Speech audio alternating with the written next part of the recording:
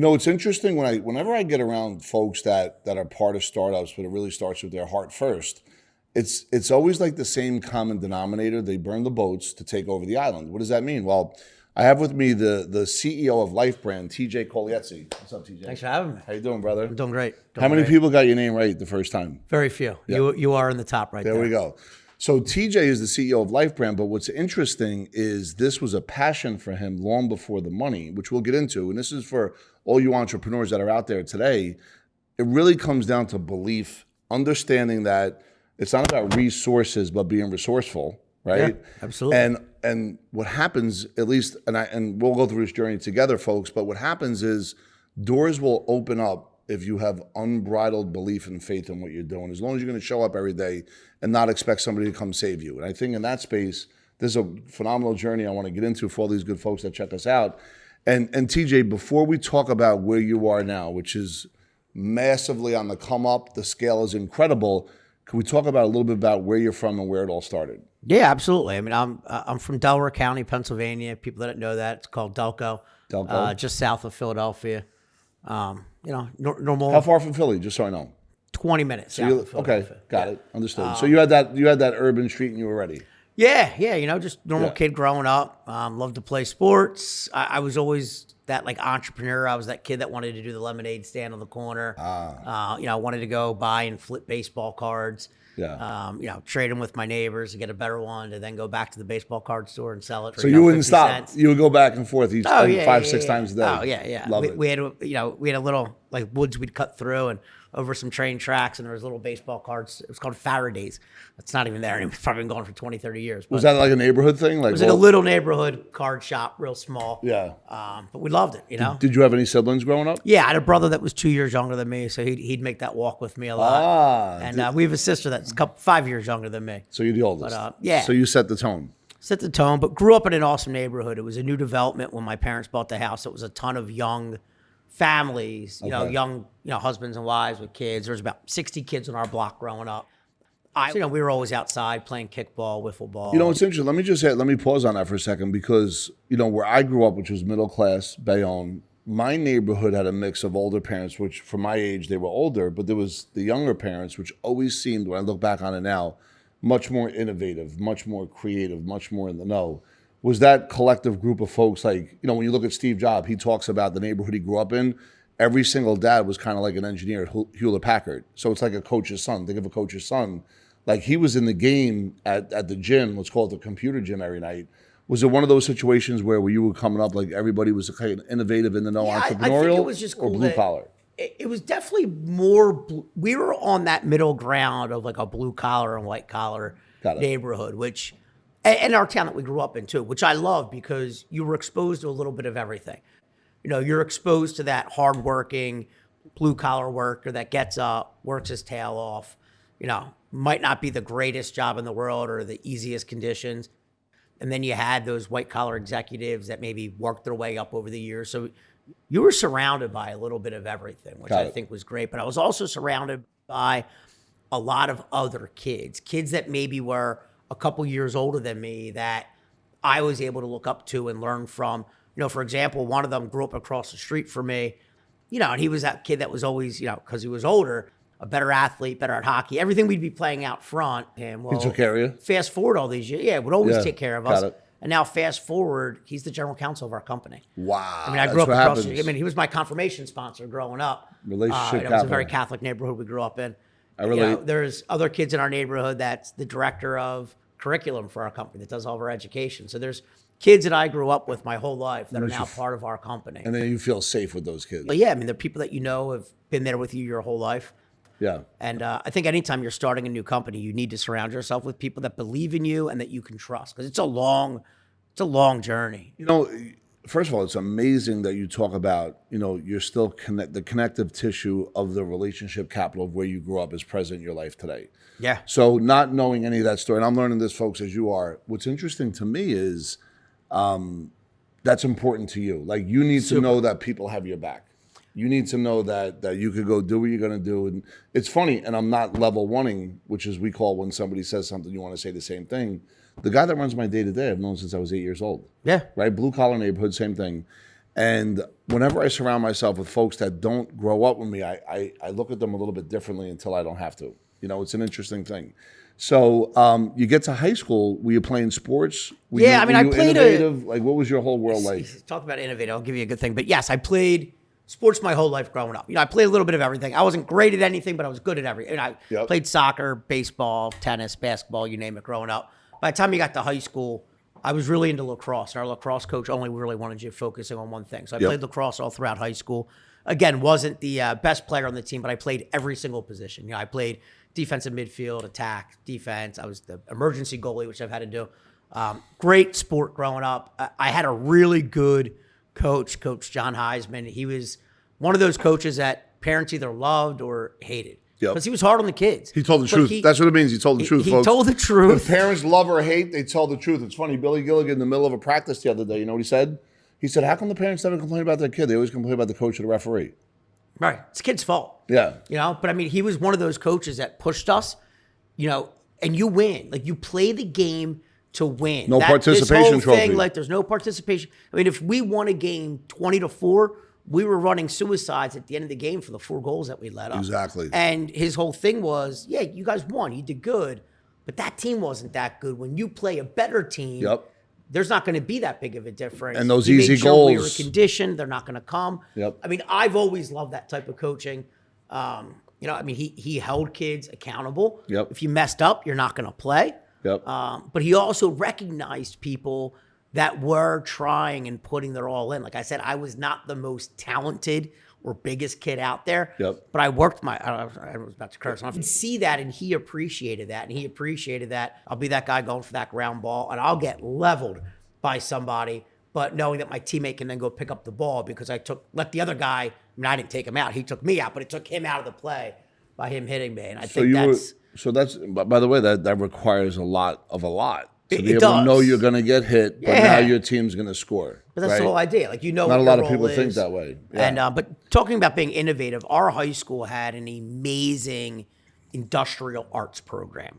So think about wood shop. Most high school wood shop programs, you build a jewelry box or, I don't know, something little. I built a Victorian pool table. Wow. Hand-carved Queen Anne legs, felted. I mean, like, the entire thing. Did you know you were going to do that, or you just started doing it? You know what's crazy? It started out as a bed, and I miscut a piece of wood, and the wood's expensive. You had to buy it. Like, yeah, look, my parents, I mean, we weren't poor, but they didn't have all this money. I didn't have money to go buy the wood to make up for the bad cut that I made. So I'm like, all right, well, because it was supposed to be a big 4-poster bed, the tall post, and now it's cut in half. I'm like, well, I got to build something with shorter legs. And my high school girlfriend at the time had a pool table in her basement, an old one, that it was 1-piece slate. Like, the slate is sometimes 1 piece. And her dad was like, if you can get that thing out of my basement, you can have the slate and build a table for it. So I'm like, oh, okay. Well, that's innovation.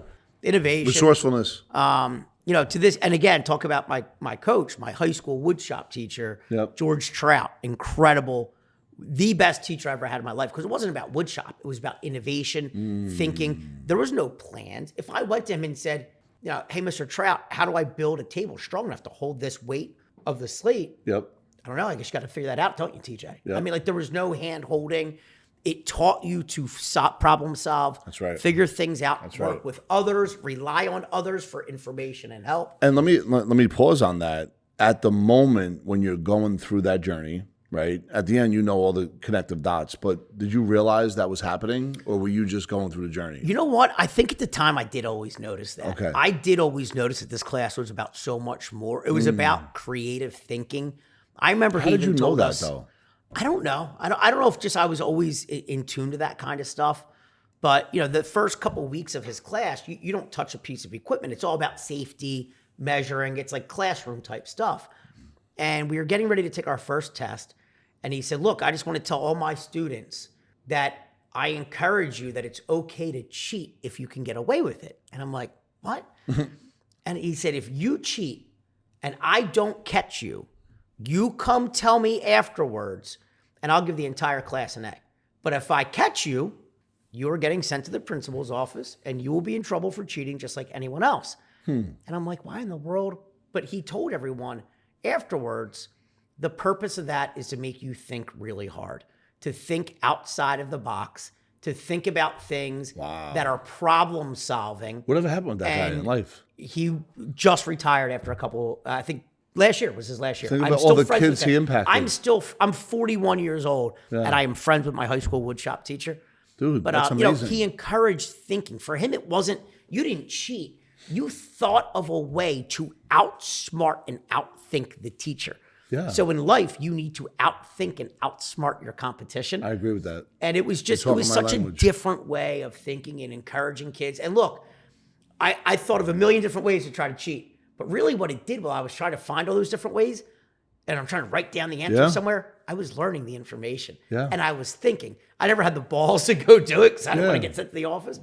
But he was pushing kids' boundaries and the limitations of what Did anyone ever successfully do that to your knowledge? I don't know. You know what? I don't remember. I'm actually going to call him and email him and find out. I'll get that answer back to everybody. So it's funny because, Alexa Criollo, who handles my day-to-day, she'll refer to something that you talked about, and like the language is a little bit on both sides, but she'll say sometimes it could be lazy, and not in a bad way, because she has come from the world, and a lot of folks have come from this world where they're structured, do the homework this way, do it this way, really the educational, economic, really soldiers that are creating our country. But the truth is, you just made it clear that what I do is actually correct. Yeah. That I get to the end as fast as possible by cutting out all the riffraff, and I don't have to listen.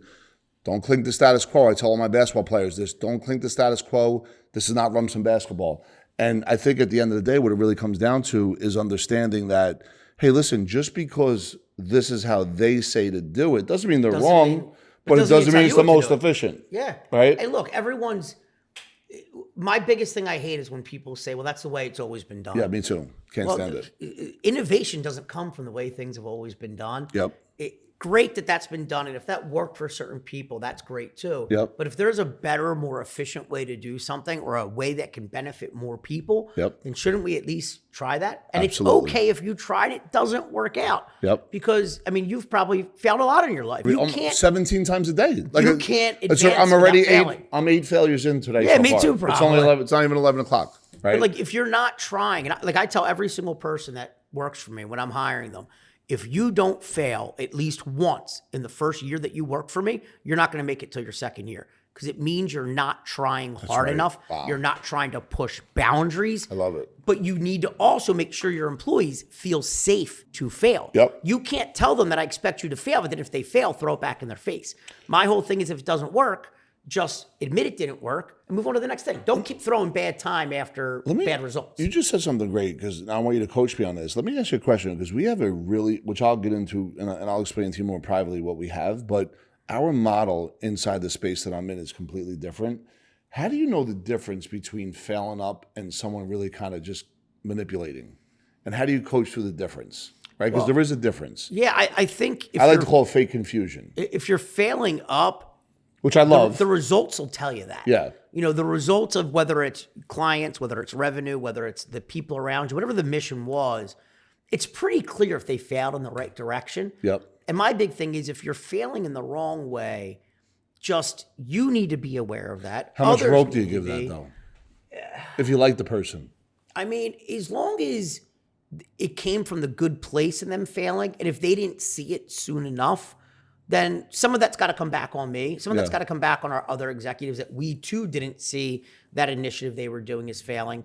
Where the rope runs out is if it was clear to me that you knew this was a failing endeavor or a failing idea, and you kept going. You wouldn't just swallow your pride and say, you know what? That one didn't work. Let me move on to the next one. Because I let you fail. So you shouldn't have to feel like you can't fail. Yeah, I think a lot of times in my specific question, it's about the person not overcoming fear and masking the fear in a level of control, which kind of makes it a reoccurring pattern. And that's as I'm scaling this, that's something I'm seeing with a certain personality type of people. There's a couple of them in the group right now that I'm trying to break through that, and it just continues to be something that just happens over and over. I don't know if there's an improvement from a time perspective, because you know this. We're both moving 1,000,000 miles an hour at all times on other business development. So it's hard to see the day-to-day, which you got to trust your people around you. But that's something that's always been sticking out. And you made me think of that when you were talking about failing up, which I think is an amazing thing. So now high school, lacrosse, you get all these life lessons. Grammar school, you have a neighborhood collective tissue. great relationships. You understand what a friendship is at this point. You're in college. What does that look like? College was very short for me. I went to college for 6 weeks. I was always that person, and it's funny. I mean, you'll read about a lot of really successful people that either dropped out of college, or I forget who it was. It's really famous. That says they dropped in to classes. They would just take the classes that they liked and wanted to learn about. I was kind of the same way, but I'm a fairly quick, self-sufficient learner. And I was 6 weeks in. I was at Penn State, Delaware County's campus. Okay. And there was a kid in the class just asking, in my opinion, really stupid questions. Like, it was in the book. Just read the book. It was clear that they did not look at the syllabus, listen to what the teacher said, and then just get the answers out of the book. Yeah. And in that moment, I was sitting there, and like I said, I've always liked to work. I was always entrepreneurial. I said, I can't sit through this stupidity. I stood up in the middle of class, and I know this sounds really arrogant or ignorant right now. I stood up and started to walk out. My teacher said, "Where are you going?" And I said, "I'm too smart for all of you," like a real jerk-off kid. And I realize now what that sounded like.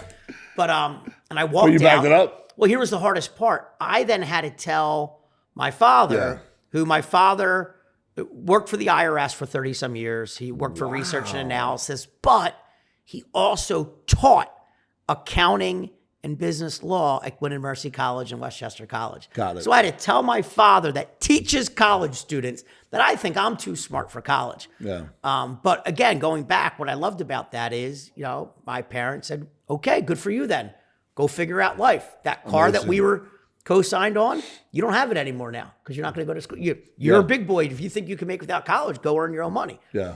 And I love that. Like, they never gave me that handout. And I ended up I needed a job. So I was actually out running one day, and I was cutting through a parking lot. So wait, hold on. You left school and you're jogging. What was the gap? A week, a month, 2 months? This was... Did you have fun for at least 3 weeks? Well, it was about a year after I dropped out of school. When I first dropped out, believe it or not, for a very brief period of time, I owned a delicatessen. Wow. It's called TJ Colaiezzi's Deli. And I was delivering there when I was going to college. Long story short, the guy that, he had some health reasons, had to get rid of it. He's like, I'll transfer it over to you. You can pay me back over time. But the fact that you knew he had health challenges and the fact that you were in proximity to that at the age of 18, that alone is pretty cool. And then to be able to be as an 18-year-old say, all right, I'll give it a shot. Well, now, and that's here's not the an thing. easy thing. When I say I'll give it a shot, anybody that was around, and if any of you that are listening visited TJ Colaiezzi's Deli, you can vouch what an utter failure that venture was. I mean, I ran that deli into the ground faster than anyone's probably ever run a deli into the ground. Beautiful. I had no business running a deli, but you learned what not to do. I took the chance, and that's what. That's right. I'm a big believer that if someone gives you an opportunity, and whether you think you can do it or not, you take the opportunity and you try to figure it out. Well, guess what? That one, I was too young, too immature, not surrounded with enough of the right people, but I took the shot and I failed. And you know what? I learned from it. I learned a lot from that endeavor. So it was after the deli failed, I was out taking a run. Yep. And so you had it for a year though, basically. 9 months? Maybe 9 months. Yeah. Were you having like parties there and stuff with your boys? Was it like Monday Night Football? I think it's far enough afterwards I can talk about this. Yeah. We did a lot of underage drinking there at the time. Yeah, it was not a good. It was not my better moment in life. But I mean, look, it was a lot of our friends hanging out, and again, I get it. Totally probably get it. Nothing more than most 19 and 20-year-olds did. Yep. But not if you're trying to own a business. Now, at the same time, most 19 and 20-year-olds don't own a business. That's right. So what they're doing doesn't affect a business. And what the 19-year-old learned, the 27-year-old that went to college is going to learn 10 years later, 8 years later, but you're already ahead of it. I learned my lesson years ahead of time. Yep. And it was good. But yeah, it was right after that I was out taking a run, cutting through a parking lot. They had just opened up a brand new LA Fitness in our town, and they were hiring for janitors. And I'm like, dude, I love this. I mean, I know how to clean. I love it. And in my thing, I'm like, well, I get a free membership. Yep. So whatever, I'll give it a shot. Yep. I was only a janitor for about 2 days. Because you realized how to run the whole company. Kind of. Or someone else saw the potential in me, really. One of the senior vice presidents of the company, his name is Mike Barton. I believe he's still with LA Fitness to this day. Can I ask you a question? Yeah. I'm not making fun of Mike. Does that make you sad? Or does that make you proud that he would still be there 40 or 30 years later? Knowing he was one of the most influential parts of, to me, he is an entrepreneur. Because when he started there, they might have had like a dozen or so clubs. And he was one of that. So he was instrumental group of people shout out. making them what they are. So he crushed it. I get what you're saying. Other there's other people that I worked with there. Yes. That were just like a general manager of the club. Yeah. That 15 years later are still doing the same thing. And they haven't advanced their career, haven't advanced their earning potential, haven't advanced their learning, their knowledge. Them I feel. Yeah. You wish you could give them the gift of what you know. Which he, though, has built this. Yeah. To me, he's an entrepreneur. He was one of the 10 people, whatever it is. But, he pulled me aside because he saw me just, BSing with a bunch of people in the gym. Because, I grew up in that town. I knew everybody in there. And he's like, I see you talking to a lot of people. I'm like, I'm so sorry, sir. I'll get back to cleaning. He's like, no, I mean that in a good way. Why don't you think about doing sales? Yeah. And I'm like, dude, I know nothing about sales. He's like, that's where you're wrong. You do and you don't know it. He said, I just saw you talking to people. You have a great personality and you took a job to be a janitor. So you got to have somewhat good work ethic. I'm like, yeah, I think I got great work ethic. And he said, look, the only two things I look for when I'm hiring people are work ethic and personality. Because you can teach any reasonably intelligent person how to do any other job. That's right. But you can't teach personality and he can't teach work ethic. Amazing. Fast forward 20 years, I hired people based off that too. I love that. So he tried talking me into doing sales. I didn't want to do it. He finally said, look, if you don't love it after a week, I'll let you go back to being a janitor. Fair enough. I gave it a try and it, You just crushed it right away. Like I hated it at first because what I didn't like was my manager. Well, my first day, she opened up a phone book in front of me. Oh. And I remember she opened it up to the M's. Oh my God. And said, start calling people and see if they want a gym membership. And I'm like, oh, okay. And I'm not that kind. I hated that. Like for me, sales is interacting with people, building relationships.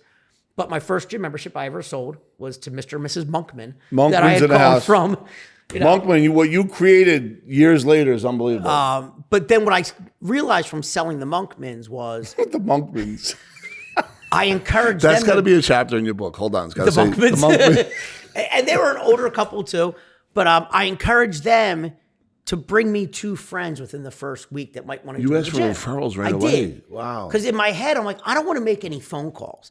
So if I can just get them to bring people for me, maybe I don't have to make as many calls. And then they did. And I signed each of those 2 people up. And I said, each of you 2 bring me 2 people. Oh, boy. And by the time I was about 2 or 3 weeks in, I wasn't making any more phone calls. Yeah.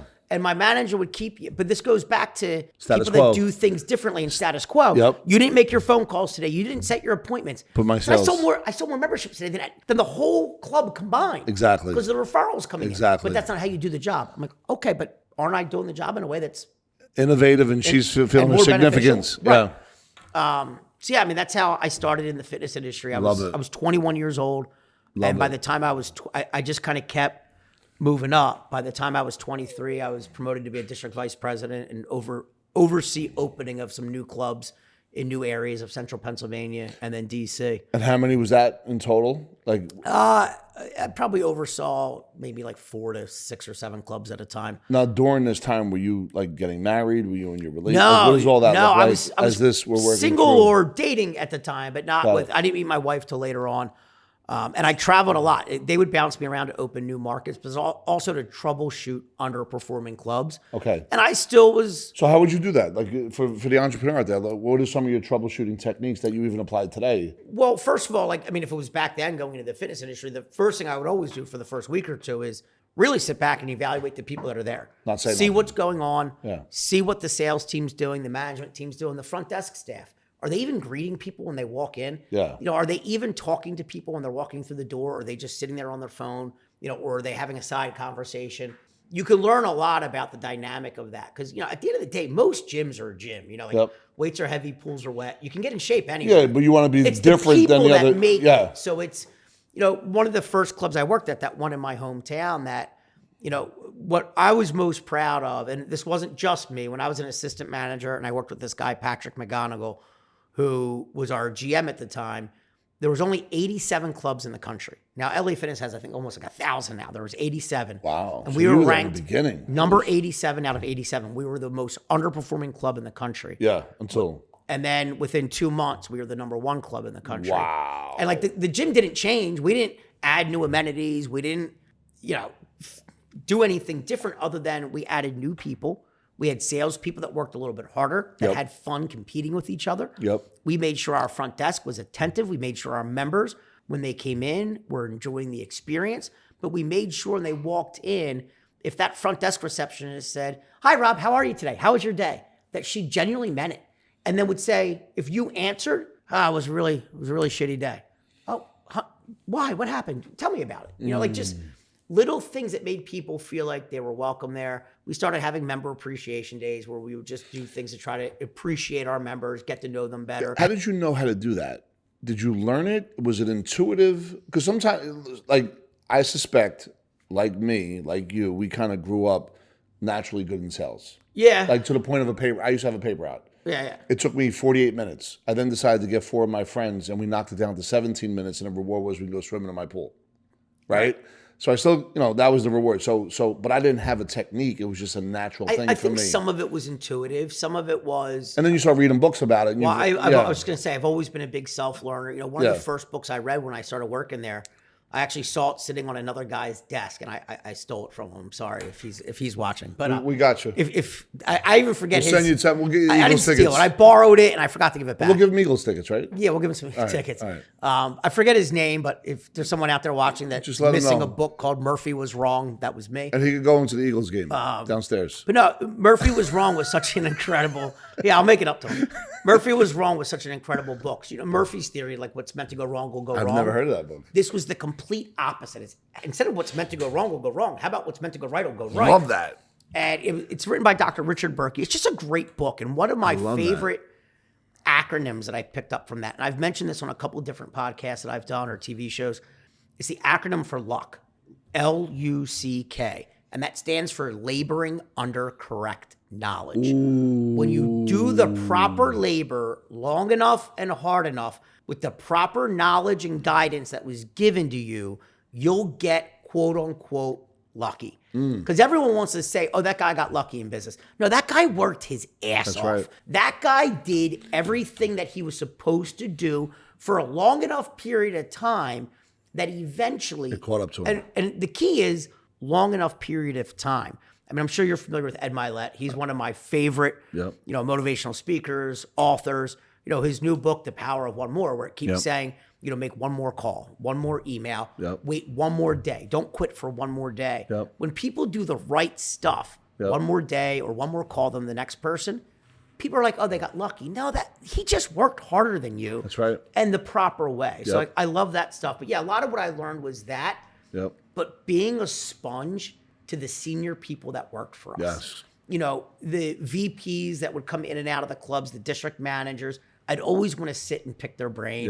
I'd want to have coffee with them or grab lunch with them. Just hear things that they talk about. I would call all the other local managers that were either at my level or the next level above me and pick their brains. Amazing. Try to, what are you doing at your club to make you successful? And then take all that and make it my own. So first of all, there was so many different phenomenal points in there. And it's funny because I was watching a Brad Lee video today, and it was like, he's saying, I don't believe in more money, more problems, because, there's songs about that, right? Yeah. I believe in more money, more people you can help. Yeah. Right? So it's kind of what you're talking about in the book. What can go right will go right. Yeah. But you said something really good, and this is for the person, because sometimes people get sticky, right? So here's what I mean. We both know that if you want to turn decades into days, you have to stand on the shoulders of people that have been there, done it. But you have to want them to share the information with you. If you're too aggressive in asking them information, right, they're going to recoil. At least I do if somebody's too pushy with me. How were you able to influentially have conversations with managers and folks that had what you had where they were willing to share that information with you? This is important for the person that's watching. I think this is a two-part thing that's got to be from both sides. One is the overwhelming majority of the upper-level management team at LA Fitness were so well-trained, and they were trained that it's your job as a manager to develop future managers. Wow. So that means the company keeps going perpetually. Unlike most places, a manager's scared that the person beneath them will take their job. LA Fitness taught you that person beneath you should take your job, and then you go take the next person's job. So they wanted to share information with you, but I think... Do you incorporate that in your current world? Yes, 100%. Got it. We almost have entirely promoted from within our company when possible. But also, I worked my butt off for these guys. Yeah. So they felt indebted to give me that knowledge. Yeah. But also, I could be that feather in their cap that they could say they promoted. Yeah. Because they knew I'd put in the work if Yeah. they just gave me the knowledge so that Amazing. I could learn. I love that. And That's then a it was great just distinction. taking things that they'd say. Again, I would also try to be around them, even if they didn't know. You know, if they're having a conversation with someone else, I was that guy sitting at that next desk pretending I was working, but was really listening to what they were saying because I wanted to learn. I wanted to be a sponge. And that's why I'm a really big believer in the whole like remote, and this might be unpopular opinion right now, but the whole the remote work world doesn't work. Not for me. People need to be Around people. Now, for us, we're a new company that is creating, we're innovating. So you need people around, but also you learn from other people. Yes. You grow from being around other people. If I had to start my job remote when I started sales and management at LA Fitness, I would not own LifeBrand today. Everything I learned there and everything I was taught by that first guy, Mike Barton, that I mentioned, and one of the guys that I worked for the longest periods of time there, his name was Chad Abramo. And again, another guy that's still with the company. I learned everything about management and sales from those two men. And there was a couple other ones along the way that I worked for that I learned a lot from, like that guy Patrick that I mentioned. There was another guy, Mike Ulibarri. I mean, there's all these, I still know their names all these years later because they mean something to my life.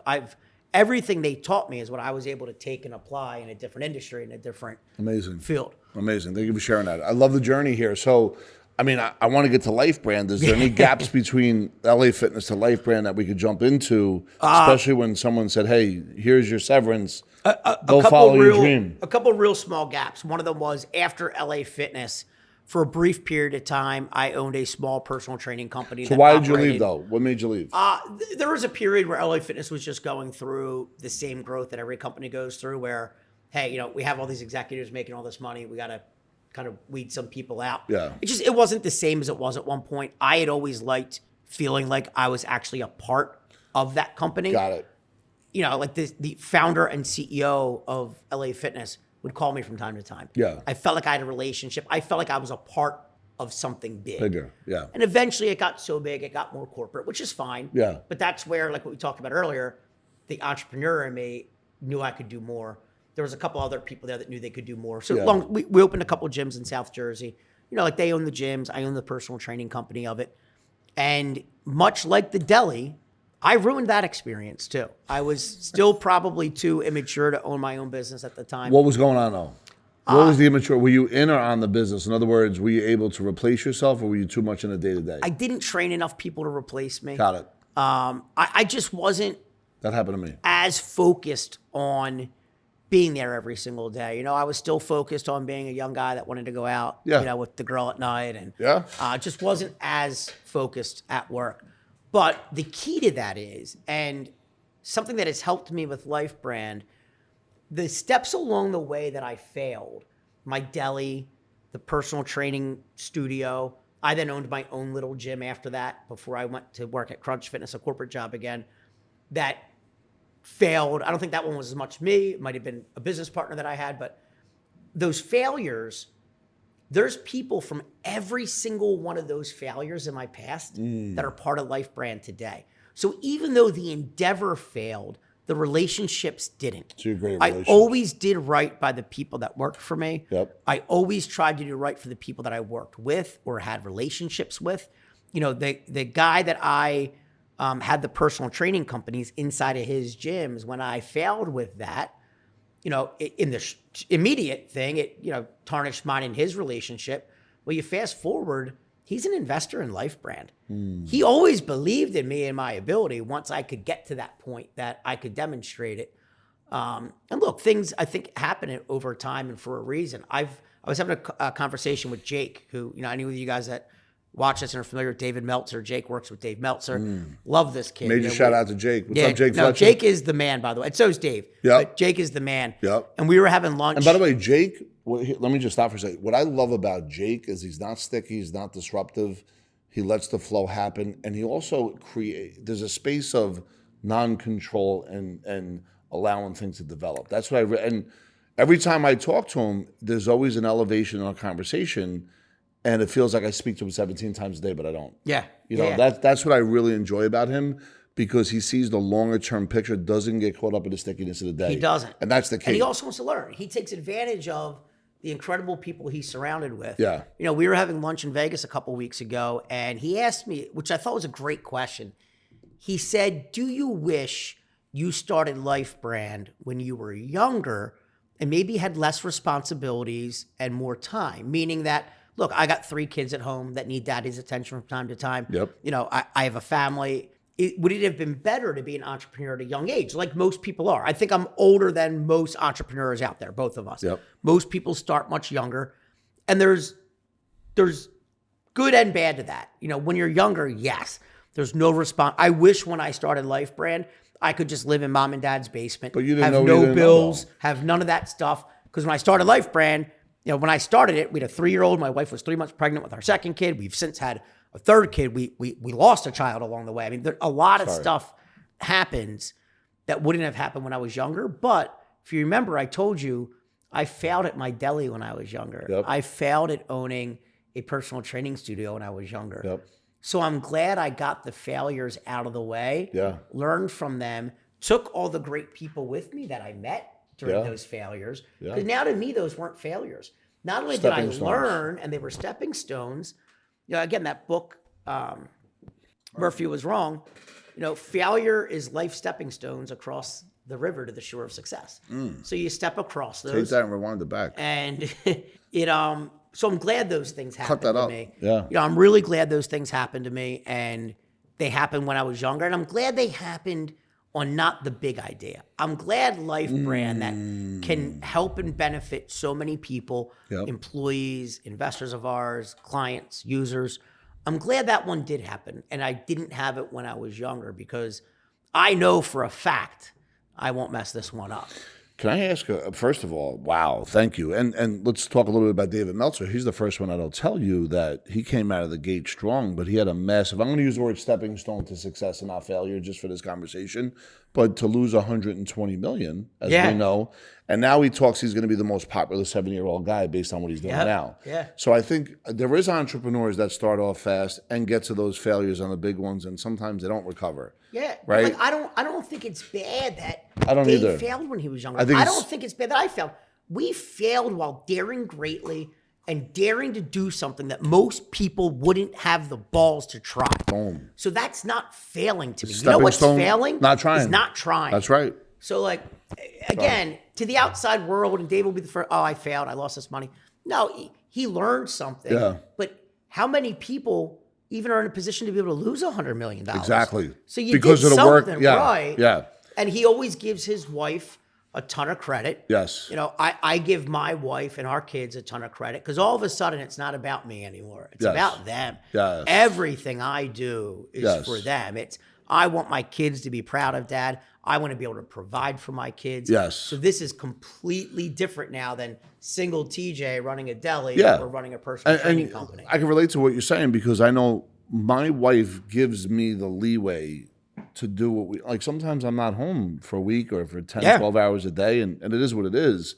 So it does require, when you're at home, whether you're a husband or a wife to the entrepreneur or a boyfriend or girlfriend, if you try and control the entrepreneur, it's not going to work out. They're going to either resent you, or you're just going to smother what could be possibly done. Rob, not only does my wife allow me to go do my thing, I mean, for like, I travel all the time for work. Yep. I will be at a business. I'm here 2 hours away from my home right now with you this morning. Just to go back, go to the office, and then I have a business dinner tonight, so I probably won't be home till 9 or 10. Tomorrow night, I'm entertaining folks at the Sixers game. Just to probably Thursday night have something else to do. My wife lets me run the company, and I got to tell you, she runs our home and our family so that I don't have to work. Like, when I come home, I got it. And let me tell you, what she does is harder than what I do. Not confused. And, you know, I hate when people give a stay-at-home, whether it's mom or dad. I call them domestic engineers. Yeah. I mean, it's incredible. I mean, her job is hard. When I got home last night at 6:30, she had dinner there for me. And then she still gave all 3 kids a bath, got them ready for school this morning, while I was able to sit there and read and unwind from my day. Her day didn't end when I got home, and her day started just as early as mine. So amazing. That's a hugely important thing. But also my kids just remind me every day, because look, there's a lot of every day is a hard day for me. I mean, we're in such a fast growing phase. We're not by any means there yet. I don't know if we'll ever be there. I don't think most companies are never like there. It's hard every day. Yep. But to come home and like to see my kids smile and know that like, Yeah. all right, this is for them. It's worth it. So I'm going to go, like Ed would say, one more day. Yeah. We're going to keep doing this and we're going to keep figuring this out. And there was a lot of really hard times along the way building this company. And Not confused. There's still hard days now. And there'll be hard days a year from now. I mean, really, really hard days that probably most people would have gave up. And the best advice I got when I started LifeBrand was from a guy that's had a couple successful exits. He said, the only way you'll build a successful company is that when every single sign points towards you should give up, when your bank account points to you should give up, when your endeavors point that you should give up, is to keep going. And like Ed Milet would say, wait one more day. Yeah. Because there were a lot of times along the journey of building this, man, most people would have quit. Yeah. And maybe I quote unquote should have. Yeah. But it's seeing through that, I mean, look, I don't think anyone built something great that wasn't hard. That's right. So you got to get through those hard days or Those are you're the not going gifts. to build something great. Those are actually the gifts, right? They are. Adversity is life's gymnasium, right? And if we could accept that as a gift as it's happening, and that's always something I try and work on, especially when it gets tough.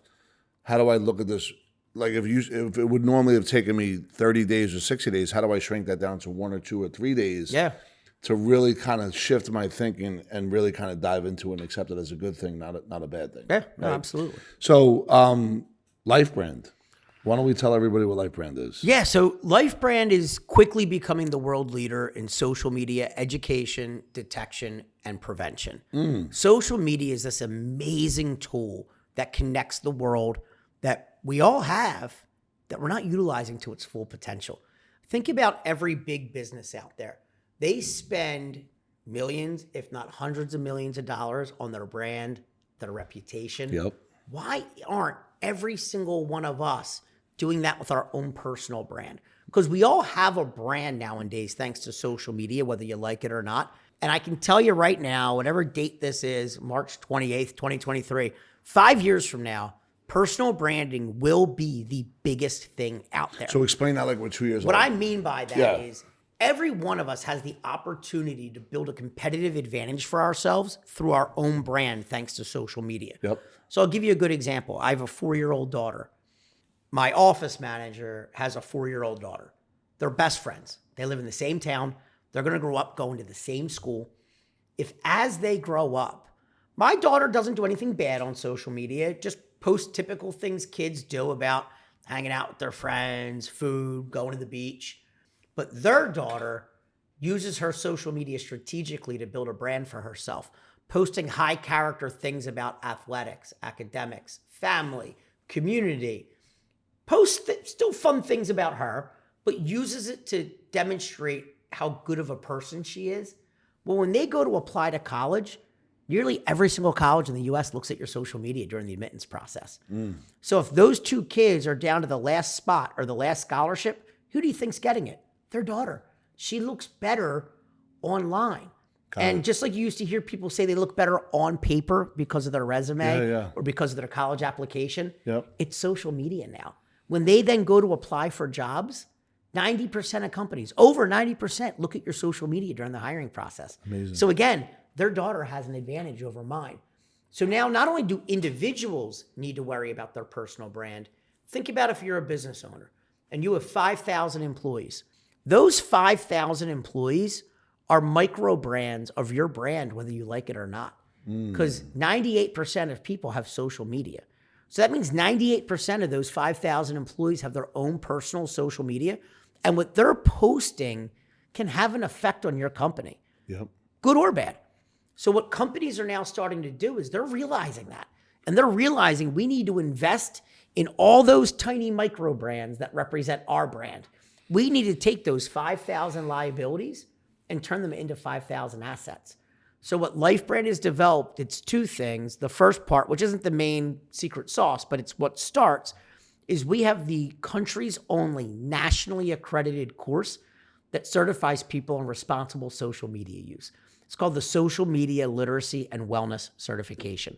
It's about a 60 to 90 minute interactive e-course that teaches you not just what not to do on social media, but how to strategically build a brand through your platforms. So companies offer this course to their employees. Think about it. Every major company out there that you guys might work at You probably have to take sexual harassment training or sensitivity training yearly. You probably have to take all kinds of different regulatory trainings depending on what field you work in. Well, you're going to be required to start taking social media education training yearly at your company because it's that important. Thing that's out there that has caused problems at companies, whether it be sexual harassment, whether it might be whatever else happens, social media is overpowering that now. If you go talk to HR managers or heads of human capital, they will tell you social media is one of the biggest problems in their workforce. Whether it's employee to employee, boss to employee, hey, that employee's friends with that boss on social media. They see what that boss did over the weekend. Now all of a sudden they're uncomfortable. And then guess what? They should be. Now, like what used to, sexual harassment used to only happen between 9 and 5, Monday to Friday. Now, I work for you. I see something you post over the weekend. I'm not comfortable with it. That's a hostile work environment. Companies have to worry about that 24/7 now, thanks to social media. It doesn't have to happen at work for it to be a hostile work environment. Are you kidding me? No, dead serious. Like there's a legal side behind that? You could post something that could now, maybe it's sexually explicit, maybe it's offensive to women or a certain minority or whatever it may be. They then can come into work and say, I no longer feel comfortable working with you because of what I saw you post or what I saw you do. I mean, the boss or coworker? Either one. So if I jump in a river that was 12 degrees in Utah last week and my shirt's off and I look like a polar bear. I don't think that's offensive. But I look like a polar bear. Well, I don't think how you look is necessarily going to be a problem. But what if someone's in shape and they say, how could you look like that? It's a hot... Somebody could find that offensive. And depending on how your HR department looks at that, I mean, look, it's... we live in a very... litigious and sometimes overly sensitive world. I'm trying to be delicate here, but the bottom line is there's things that could be way worse than that. Yes. Maybe you share a racially inappropriate joke. Maybe you share something sexually explicit. Not a chance. Those are the types of things that... But someone on your team can. And look, people do. It happens all the time. I mean, literally, it happens every day in big companies. So we provide this course to companies, but then after the employees educate their social media, we have built the most advanced artificial intelligence that can scan your social media from inception to find potentially harmful comments, photos, video, voice within video. Wow. Our AI will find it, flag it all, list it right there on our platform for you. And it'll say, hey, Rob, here are 80 potentially harmful posts that you probably want to think about deleting. It'll show you the post or the photo. It'll highlight for you why it flagged it, because sometimes people are too unintelligent to know why what they posted was inappropriate. Yeah. Or maybe maybe you posted a group picture with 4 of you in it. Yeah. And in the background, some knucklehead's wearing a shirt with a swastika on it. I don't know. Our AI would see that swastika and flag it and say, hey, you shouldn't be associated with somebody like that. So if I have 5 platforms, TikTok, LinkedIn, Instagram, Facebook, and whatever the other one is, and I said, okay, can you look at how long does that process from when I say, here, do it, to you flagging all the things take? Takes anywhere from seconds to 20 minutes, depending on how many posts you have. Because what'll happen, you just need access to the information. All you'll do is go to LifeBrand, or if your employer provides it for you, it'll provide you with the links. Yeah. And you'll just log into your Facebook, your Twitter, your Instagram, your TikTok, and then it'll start scrubbing. And in real time, it'll say, so far we have found 20 flagged posts. So far we have found. And it'll start listing them all for you. And sometimes people ask us why we don't just automatically delete the harmful posts. That's censorship. And we want no part of that. Yeah. Because look, maybe you're okay with it being there. We're not trying to be the judge and jury. We're just saying, hey, user, these are the types of things that could get you in trouble. Think about deleting them. And our average user, going back to the inception of LifeBrand, deletes over 19 posts from their social media. Think about that. 19. So all of you listening, everybody, on average, would delete 19 posts if you use our product. Now, people think all the time, I don't have 19 horribly offensive things on my social media.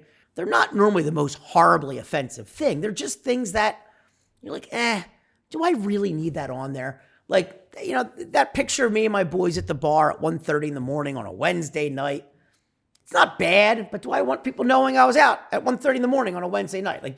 They're probably like, I should delete it. Got it. So it's not always the worst stuff, but where employers are loving this is, if an employer went to their employee and said, hey, I want you to go clean your social media right now, that employee's going to say, you don't have the right to tell me that, or that's my personal social media. if the employer says to the employee, we'll do it, but I won't look and I won't hold anything against you, you're not going to believe them. Yeah. But when your employer provides LifeBrand to the employee and they take our course and us as a respected third party, world leader in social media, education, and technology, we have phenomenal relationships with pro sports teams, athletes, celebrities. So there's some cool factor to us. There's some trust factor there. Yeah. We can then, through our course, tell the employees, don't worry, your employer will not see the results of this. This is between you and LifeBrand. All they're doing is providing you with a tool. They won't see anything that was flagged. They can't hold anything against you. But use this, and here's all the reasons why you should. Now it's us telling that employee why it's important, not the company. And the company's sitting there like, yes, thank goodness someone's getting through to them. It's almost like mom and dad trying to talk to a teenager. They're not going to listen to mom and dad, but they might listen to that cool uncle down the street. We're that cool uncle that they can listen to. First of all, I love that. Quick question. If I'm an owner and I provide this to all my employees and they go through the training and decide not to do it, does that give me the ability to protect the company based on their posts? Well, it absolutely if there's a legal you. challenge. Look, people are fired every day in this country because of what they posted on their own personal social media. It goes to court all the time. It has gone as high as the Supreme Court numerous times. Every single time, the courts have sided with the employer, which is surprising to a lot of people. People think, oh, well, I have the right to post whatever I want, freedom of speech. You absolutely have freedom of speech to post whatever you want, but your employer is entitled to the same rights of freedom of speech to not have your speech affect their business. So as long as the employer had clear-cut guidelines in place, they had a social media policy. If they provided social media training from LifeBrand, all the better to protect them. Now, if you fire that employee, hey, we had something in our handbook. We provided you with company-paid training on what's acceptable and what's not. You still chose to go against it. You are fired. The only time companies get themselves into trouble with firing someone because of their personal social media is if they're doing double standards. If me and you both do something stupid, but you're a top performer, so they keep you, but they fire me. As long as you're fair about it, companies are allowed to. And look, I was saying this to a couple of your guys earlier today. Freedom of speech does not mean freedom from repercussions. You're allowed to post whatever you want on your personal social media. You're right. It's your freedom of speech. But it doesn't mean that there's not repercussions that can come from what you post. It doesn't mean that you might not lose your top client. It doesn't mean that you might not lose your significant other because they're unhappy with it. It doesn't mean that your boss might not be happy with it. That sounds like no participation trophies, folks. This is the real world. It's the real world. You're absolutely right. So you got the influencer out there that's a disruptor. So let's say if you have a client that is an influencer, I don't know your client, not to get into anyone in specific, but they're a disruptor. Can you be a disruptor and still not have a overabundance of posts that have to be flagged?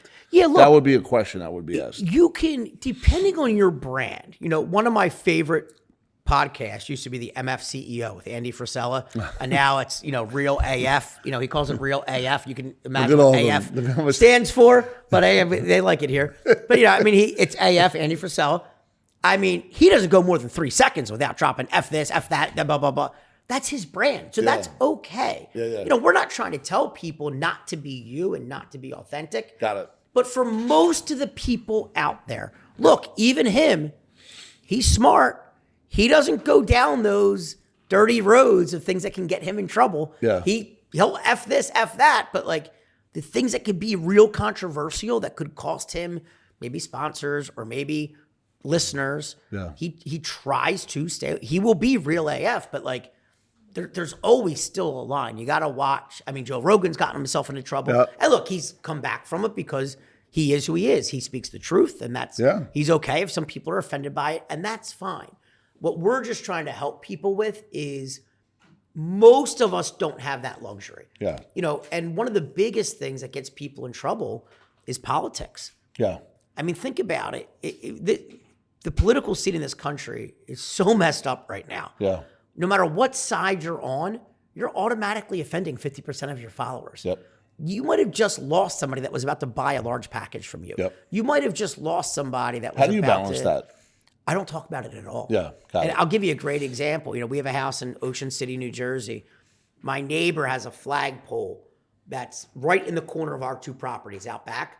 And he's been flying a Trump DeSantis 24 flag for 2 years now. I will not post or let other people post pictures from my backyard that have that flagpole in it. Not because of the candidates on it. I don't care if it was Biden. I don't care who's on it. I can't have a political affiliation. I might lose half of my supporters. And to me, there used to be a time as recently as 15 years ago where politics were a personal thing. People didn't go out talking about it. And now social media, people think they should keep. Let me tell you, I could post all day long my political beliefs on social media. I'm probably not going to affect I'm not going to change one person's opinion. True. But what I did just do is probably lose half my potential business. That's true. That's a good point. So again, there's no point in me talking about it. Now, if you're a politician or if you're somebody that's trying to affect change in the world, go ahead, knock yourself out. You know. So does your company also help people in their social media? In other words, through algorithms and do you actually develop? Can you help? It's the next step in what we're doing. Yeah, our artificial intelligence right now.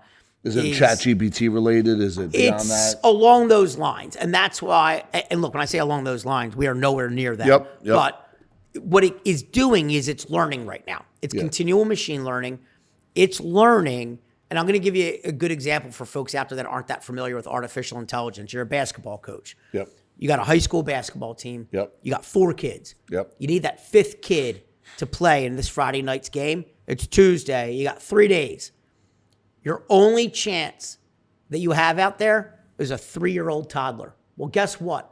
All the money in the world can't make that 3-year-old toddler ready to play in 3 nights on a varsity high school. Because that 3-year-old toddler needs years and years of repetition, growth, training. Same thing with AI. So we're training our AI right now, our users, as it's flagging stuff. And as our users are choosing to delete or ignore it, it's training our AI as to what's acceptable, what's not. It's helping its sensitivity of it. Eventually, over time, just like ChatGPT can spit out an essay for you, or I think ChatGPT just passed the bar last week. It's amazing. Well, eventually, our AI will now be able to build that brand for you. Now it knows what posts are acceptable and what aren't. It knows the type of context or sentiment that people want to see because it's gauging how many likes, interactions it's getting.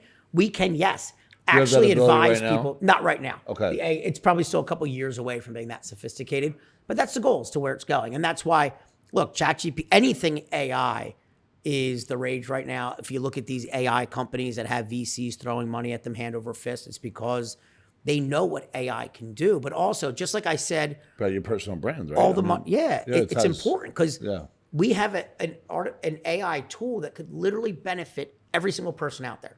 Every single person has an opportunity to build a brand for themselves, and our AI can help you do that. And eventually it'll learn to help you do it based on what your goals are. Maybe you are like Andy Frisella, and you want to be a little bit more pushing that line. It can build a brand guided towards that. Maybe you're an Does athlete. anyone have that now? Do people do that now? There's really that nobody, we don't know about?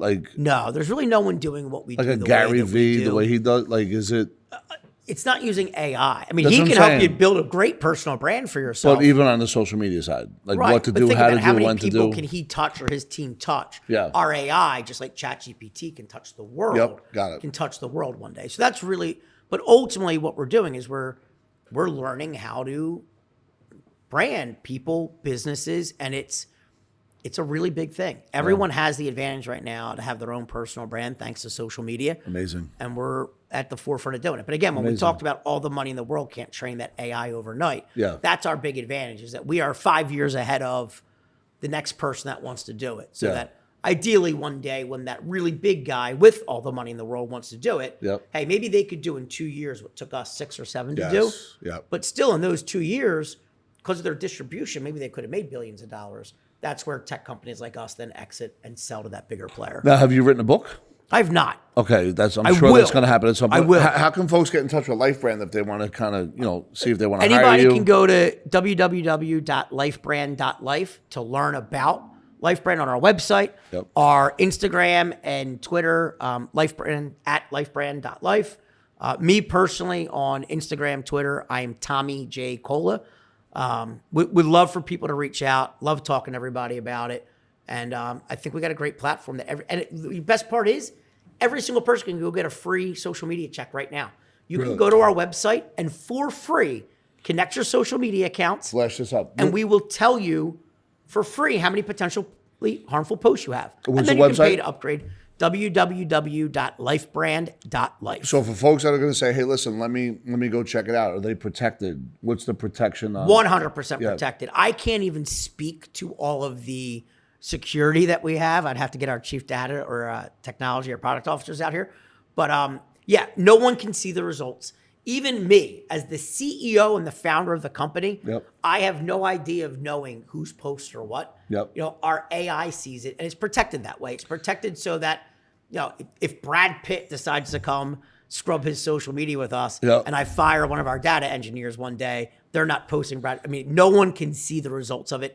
It's completely just between you and our AI. Can I ask you another question? Yeah. Because I get this a lot. So if you wanted to scrub your followers, does this do it? It does not. Okay. Our whole thing is we believe in the person being in control. Got it. We want you to know what's happening. We want you to consent to it. We want you to. Well, that's what I'm saying. If you have bots as followers, would this be able to find that?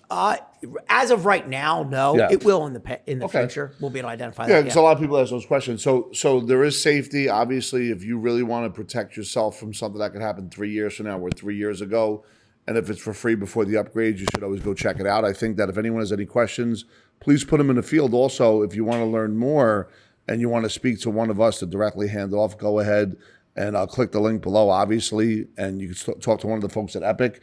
So where do you see yourself in the next 5 or 10 years based on this is an unbelievable journey? And by the way, to get to where you are today, let's not forget 4 years ago, you had to pawn your wife's wedding ring when the company first started.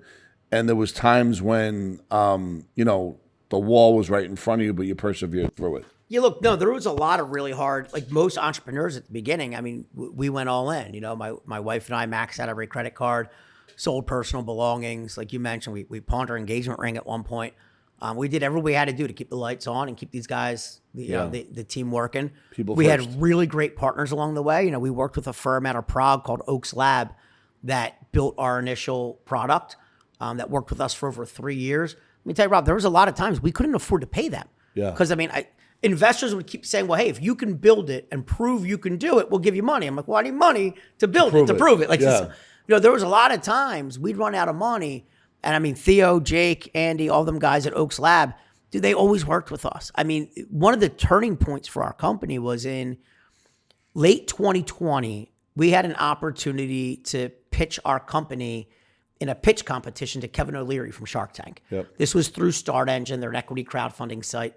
It was the first ever pitch competition. Now they do them quarterly, but it was the first one they ever did. Almost 1,500 companies applied. We were one of 5 finalists to actually pitch Kevin O'Leary in a live Shark Tank style pitch competition. Amazing. We ended up winning that competition. So the validation from Kevin O'Leary of picking us, me and him then appeared. And you needed that. Yeah, you absolutely needed that. Yeah. For my own thing, more than anything, that I'm not some idiot. Like, all right, we have something here. I get it. Him and I then appeared on Yahoo Finance a couple weeks later. That was rocket fuel for our company. But what a lot of people don't know is a month before that, we couldn't afford to pay to get the product built. We were almost at the finish line. And we almost wouldn't even have had it to demonstrate to Kevin O'Leary. But that team at Oaks Lab, the founders, I just mentioned Jake, Andy, Theo, they said, you know what, TJ? We believe in you. We believe that if we finish building this for you, you will get the investor dollars you need. You will get the traction from clients. We'll basically float you $180,000 line of credit. That's what we still owe them to complete the project. We'll let you pay us back. We believe, like everyone said, if it's built, you'll be okay. Yeah. And they didn't have to do that. Without that, we wouldn't have been able to pitch it to Kevin O'Leary. That could have been the end of the company right there. That could have been. But then because they built it for us and we were able to demonstrate it. Amazing. We were trying to, at the time, raise $1 million seed round. We ended up oversubscribing it and doing almost $2 million that we never would have been able to do. And then we immediately paid them back the full amount, even earlier than we were supposed to. But had they not built it, I wouldn't have been able to demonstrate. So again, it goes to show I can have all the, keep going mentality that you want. You got to surround yourself with the right people. I surrounded myself with people at Oaks Lab that believed in us. Our first 2 employees, you've met Lexi before. Lexi's our senior vice president of marketing. She worked for us in those very early days where she was never getting a paycheck or rarely or sporadically, but always still believed in the bigger thing of what we were building. Gemma, our chief operating officer, she went to school for pre-law and cybersecurity. Like, this is right in her wheelhouse, what we were doing. When she had heard about it, she's like, I got to work for you guys. I'm like, hey, we don't have any money. I'm not paying myself. I can't afford to pay other people. Yep. She stalked me, and she'll be the first to tell you, stalked me for a year. That's amazing. For a job. Finally came up to me on a Wednesday and said, I quit my job today. I start working for you on Monday. I said, Gemma, I still can't afford to pay you. And she said, I don't care. I believe in what we're doing. Just give me a little bit of equity. It'll all work itself out at the end. Like, we wouldn't be here without Oaks Lab, without Lexi, without Gemma, without all the other people that we've surrounded ourselves with. Because look, it's a really hard journey, and it's scary. It's scary for employees. I mean, look, employees, when they work at a startup, it's scary. They know that the paycheck might not come next week. They know that, oh crap, they might run out of funding at some point, or the revenues aren't coming in fast enough. I mean, it's everyone's taking that risk with you. Yep. And I think you feel that responsibility. I feel the responsibility, but I think I have empathy of knowing that and try to reassure people where you can. But also that, like, I think Mark Cuban told everyone he started his first company, we're either going to make it or we might fail, but at least we're all going to walk away as friends. Yeah. And hopefully we're past the point that we would fail. But I mean, you have to, it's a really tough journey. And we surround ourselves with good people that believe in us. We still, again, have a very long way to go, but it's starting to, what used to be, we would get one new B2B or enterprise client a month. Yeah. Then became one a week. I get it. Now it's one or two a day. Got it. We're getting the bigger ones because people are starting to see. Have you had any offer people coming to buy out yet? Has that started? Not yet. Or not at anything that we would seriously entertain. Yeah. But, we've been meeting with a lot of really large investment banks. We have a couple coming to our office tomorrow and the next day to ultimately probably do our next financing round. So let me ask you, because this is what a lot of folks don't understand about business. As you're an entrepreneur, there's always more money that needs to come in when you have something really good that you could develop. And sometimes folks get confused about that. Well, Rob, not only do they get confused, if you want to build it. It's a really scary process. We did a Series A in March of 2021. Yep. Where we raised... Well, before you get into that, can you go to when you first started this, your first round of money raise, even if it was family and friends? Yeah. Like what that looked like first? We did, almost by accident, a friends and family round. Yep. I wasn't setting out to raise money. I certainly didn't want to solicit my friends or family. But you had an idea. I had an idea, and as I'd be telling people about my idea, they were like, hey, can I throw a couple dollars into that? Yep. And I'm like, oh, I don't know. It was never...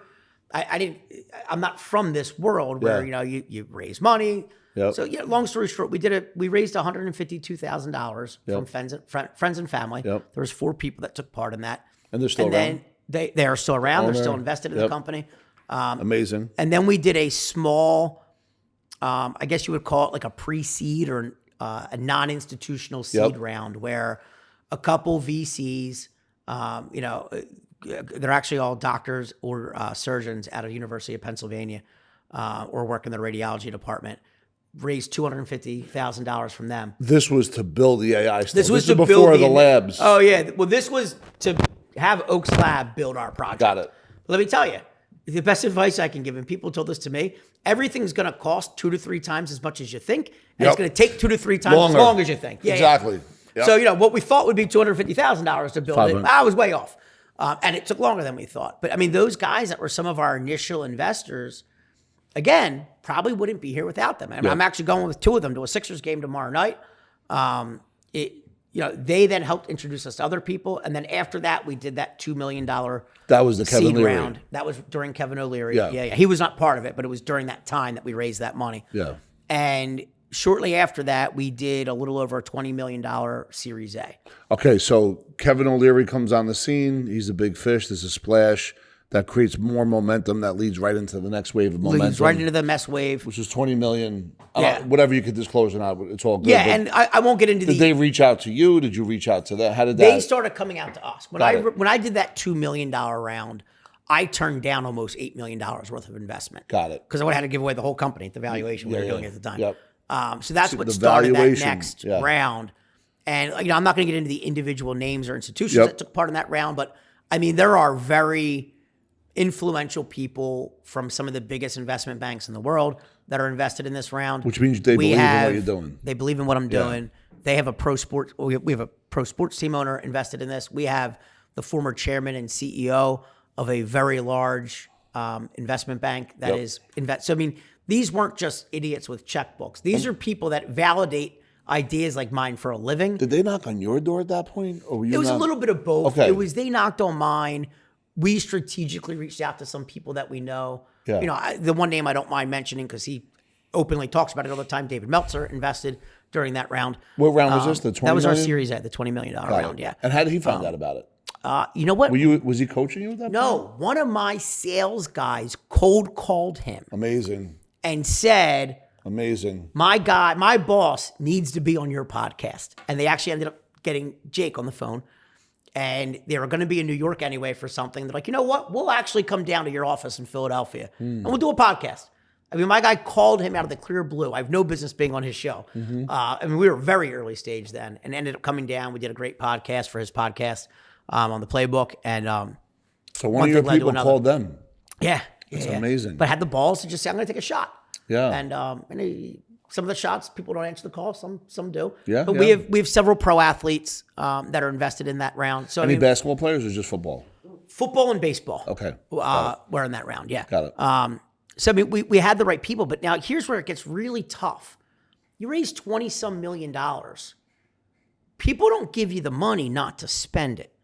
So, you know, typically most companies, and look, I'm from what I know, 18 to 36 months is how long money should last that you raise. Because if it's going to take you longer than that to spend it, you should wait to raise it because you could raise it at a higher valuation. That's right. But also, you didn't raise the money not to spend it because otherwise you would have you diluted people for no reason. Yep. So this is where it gets tricky. You start scaring the crap out of people when you got to spend $20 million in 24 months. What people are we talking about? I'm talking maybe like internal people? Some may be internal. Some may be earlier investors that when they invested, maybe didn't see the whole, they obviously saw potential if they invested, but they didn't think, holy crap, this could be a real tech company that's going to go through a Series A, a Series B. But what are they nervous about? To see someone going from spending $200,000 a year to $10 million a year. But they think it's going to burn or something? Well, just people get nervous, like, oh, you're going through the money fast. Yeah, that's kind of by design, you know? And for people that are used to venture investing, they get that. Yeah. But for people that aren't, again, that can be scary. And then people have opinions as to how you should spend the money, you know? Yeah. So it gets really tough. So you got to deal with personalities over principles over personalities. And you got to deal with people that maybe have built other types of businesses that, everyone's right, would have spent the money in their way differently. And I agree with them. But for what we need to do, this is how it needs to be spent. So it gets tough. And then, you know, here we are, we're going to be doing a large growth round in the near future. You know, now, what's the difference between a Series A and a growth round? Series A is typically, the 20 million. The 20 million compared to a growth. For most companies, when they do that Series A, where we raise the 20 million, again, I can't speak for all of them, but they're typically either coming out of being pre-revenue, or they've done a few $1 million worth of sales. There's some traction. You know, it's proof not of just, concept. There's some proof of concept. Yes, it's not just like a pipe dream that we maybe could do this. That's venture money. Then Series A is, hey, you're still taking somewhat of a risk. Basically, that Series A money is going to help you prove that one of two things can happen. You can either be self-sufficient on your own after that through your own revenues, or growth money that would come in can just multiply a positive effect. Scale. Yeah, you can scale. And, you know, so during that Series A, we had to do a couple things. One, we had to prove that our salespeople can generate enough revenue that more money can multiply their effort. So let's say we're paying a guy. We have only 6 right now. It's going up to about 10 or 11. And we just hired a couple more people. Just hired a couple more people. But, you know, if you got a sales guy that, let's say all in between commission, bonus, whatever, he's making $100,000. I'm just going to make up a number. Well, then he better be bringing in $500,000. You know, like, so I'll take 20 people that are bringing in $500,000, $10 million, and I'm paying them each $100,000 a year. Done. Makes sense. So you can multiply that. You also have to prove that once you sell it, and this was the biggest part for us last year. And, you know, last year, you know, we didn't do as much in revenues as maybe I would have liked or other folks would have liked, but the quality of the revenue was there. Good clients. And what I mean by that is they're good clients that are going to renew. say one of the last clients we onboarded in 2022 was an NBA team. They had 500 total seats that they bought from us between front office, players, the whole nine. 100% of those 500 seats onboarded and used it. Yep. You know what that tells me? They're going to renew again in a year. Yep. So you know what would tell me if only 3% did? They're not going to renew. So you could look at predictability. Right. So last year was all about building out our customer success team, making sure the adoption rates were high, improving our digital customer acquisition costs. Because again, if at one point back in 2020, it was costing us over $200 to acquire one new user. Let me tell you, I don't know for anyone, that's not good. $200 to acquire one user is not good. We have that down under $7 right now to acquire a user. Money can multiply that. So now go spend $500,000 a month on digital marketing because you're going to get a positive ROI. Yeah. If I would have spent $500,000 on it when it was $200 to acquire a user, I'm going to be flushing $500,000 down the toilet. Yep. So last year was all about proving that out.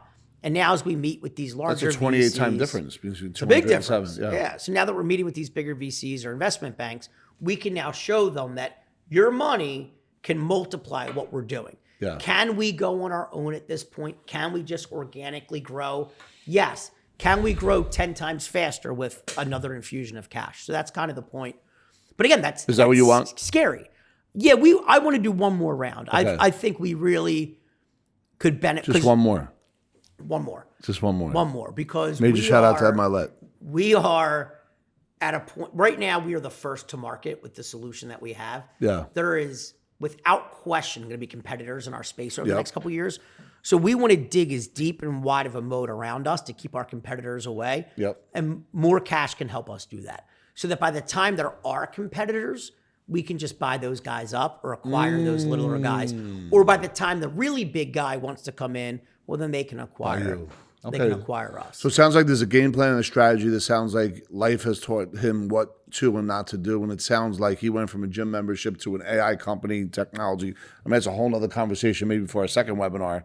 To be able to kind of get into, not webinar, podcast, to get into why you, I don't know how it happened, how you went from a gym owner to like creating this whole AI thing, which is incredible. I can tell you by the way, anybody out there that thinks, that's not my space or I can't do that. When I had this idea, I have built and scaled companies for other people my whole life. When I started working at LA Fitness, there was only a couple clubs in the Northeast. Yep. There was over 100 by the time I left. I was a big part of growing a lot of those clubs along with a lot of other people. Yep. Same thing with Crunch Fitness. I started at their very first club that this ownership group had up in White Plains, New York. By the time I left, they had 23. Yep. I was one of the key 4 or 5 people that helped grow that. Yep. So building and scaling businesses I've always done, but I knew nothing about technology. So when I had this idea, I actually pitched this idea to someone else to build it. I said, you should build this because we needed this solution. And they said, TJ, you can actually do it yourself. And when I said I don't know anything about technology, they said, well, you don't need to know technology. You know how to build and scale companies. You know how to manage people. You know how to attract the right people. You just need a nerd that can write the code, is what he said. Yeah, it's like having before you hire the people. The people at Oaks Lab that build it for us. Yeah. And then I was able to build it. So anybody can go change that industry. Because it's all, business is business. Business is surrounding yourself with the right people. Yep. It's knowing how to manage and motivate people, but it's also being smart enough to hire the right people and then get the out of their way and let them do their job. I know that I don't know technology. So I went out and hired one of the smartest chief technology officers I could possibly hire. Yeah. I went out and hired one of the smartest chief product officers I could possibly hire. We do a lot in HR. There's a lot of legal stuff that goes into, as you can imagine, using people's social media and all that different stuff. We have a ton of contracts we have to review. I went out and hired an incredible chief legal officer and law firm. We work with Blank Rome, one of the top law firms in the country. So I've surrounded myself not just in our office, but on our board of directors. I have people on our board that have built and scaled companies their entire life. Yep. Our one institutional investor, Juno Capital, was from Juno Search Partners. Yep. They built an incredible business that was just acquired in December by NFP. Wow. But then they started a venture fund that we were either their first or second investment they ever made. But I've been able to learn from the hard times they had growing. I'm able to have someone to bounce things off of, Yep. but it's also somebody that's very intimately connected to the Philadelphia business scene that's been able to make introductions for me. Yep. I have, the other guy on our board that was the chairman and CEO of a $2.2 trillion investment fund. I'm going to learn from people like that. So when you hire a board, do they get a salary? Do they get equity? Or do they get a piece of the profits? How does that work? Our board of directors right now is currently comprised of some of our earlier investors. Got it. So we have a couple of folks that were part of our seed round, a couple of folks that were part of our A round. And a couple of them had it as part of their investment. They were granted a board seat. We recently added another one because we wanted to, because he was the most experienced. Yep. One of the most, I don't want to take anything away from some of our investors, one of the most experienced people on our cap table. And we said, this guy needs to be on our board. Yep. Not only did we think that, other investors of ours they felt good were about like, it. why don't you have him on your board? I'm like, yeah, good idea. So, I mean, me and Jim, who's our general counsel, hopped on a plane, flew out to Palm Springs to meet with him. Wow. And, I mean, look, he's got a lot going on. Yeah. That he doesn't need to be on our board. Yeah. But we went out and we said, these are all the reasons why we think you'd add value to our company, how you'd help me as a CEO grow.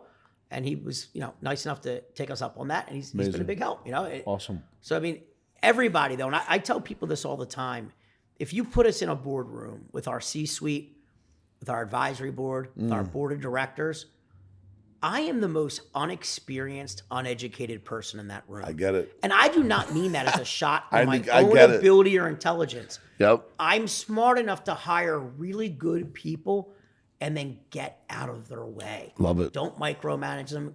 I shouldn't have hired them if I need to micromanage them. That's right. If there's some newer entry-level employees, they can, I don't want to say micromanage them, but train them until they're ready to kind of, fly on their own. Yep. But yeah, Dude, that's amazing. You got to surround yourself with the right people. Yeah. Again, this is a really hard journey, and you got to surround yourself with people that'll challenge my thinking. Just like I told you earlier, I tell everyone of my employees when I hire them that you better fail at least once in your first year. You also better tell me that I'm wrong once in my first year. Respectfully, don't, pull me aside and say, hey, TJ, look at it this way. I don't think this is what we should do, and this is why. Yeah. Come to me with the why. To find the problem in solvable terms. Yeah. Our chief operating officer, Gemma, tells me I'm wrong more than anybody I've ever met in my life. More than my wife tells me I'm wrong.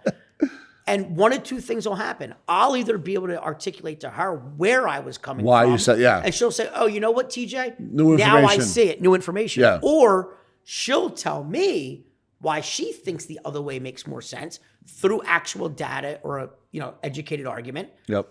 And I'll say, you know what? You're right. And I have to admit, we probably go with what she said more times than what we go with I said. That means you got the right person. But again, it means I don't want to hire people just to say yes to Yes. me. Challenge me. Yes. But we should all be learning from each other. And again, I hired you or you Yeah. because you're smart. Yeah. So I want your ideas. Yeah. You know? So don't just challenge the guy or the gal that you work for. Challenge with evidence of why, which we call from Tony Robbins, define the problem in solvable terms. Don't just say no. Saying no, you become useless. No offense. Right. Oh, yeah. You become someone that's expendable at some point because now all of a sudden somebody else is going to say yes to what you're saying no to. And when you have an innovative boss or an entrepreneurial boss, they're not going to want to hear that. Give me the reason or the logic as to why you're telling me no. Yeah, I love that. That was tremendous. Dude, I can't thank you enough. By the way, once again, can you just give your website again? So Yeah, LifeBrand.life. Please check it out. Every single person can get a free. Yeah, So, I mean, what do you got to lose? Yeah. I mean, go get a free social media check. If you don't want to delete the stuff, don't delete it. But I mean, it's, again, our average user deletes 19 posts. It is worth getting a free check. How many users do you have right now? Approximately. Not to hold you. I couldn't even tell you. Or they might not want me to tell you. They don't like us sharing a lot of that information. Okay, that's cool. But I can tell you. Well, better question. What is the avatar of you? Like, is it a small company, mid company? Like, can anybody do it? Is anybody, I can tell you, any individual can go do this. We have high school kids to white collar executives. Great. But businesses. So it's affordable for all, like major businesses down to. Businesses, we have everything from 5-person hair salons as clients to publicly traded banks. Love it. So, yeah. There you go. Unbelievable. Well, listen, dude. First of all, go ahead and click the link below if you have any questions. Feel free to ask any questions. If you have any, specific videos that you want us to do. If you want me to reach back out to TJ and learn some more stuff, I'll be able to do that as well. But I can't thank you enough for coming in. No, thank you so much for having us. We it. always like sharing our story. And I can't wait to go to a Sixer game. I am a basketball fan. I got as you well as a football fan, but with you, though. We got you. I got you for Sixers. I want you to go. We'll go to a playoff game. Yes, love it. Anyway, thanks for checking us out. And LifeBrand is where it's at. You might as well learn them now while you can because they're blowing up like you knew they would. Probably not a good social media thing, but anyway, it's all good. And dude, I can't thank you enough, man. Yeah, really, dude, thank you so much.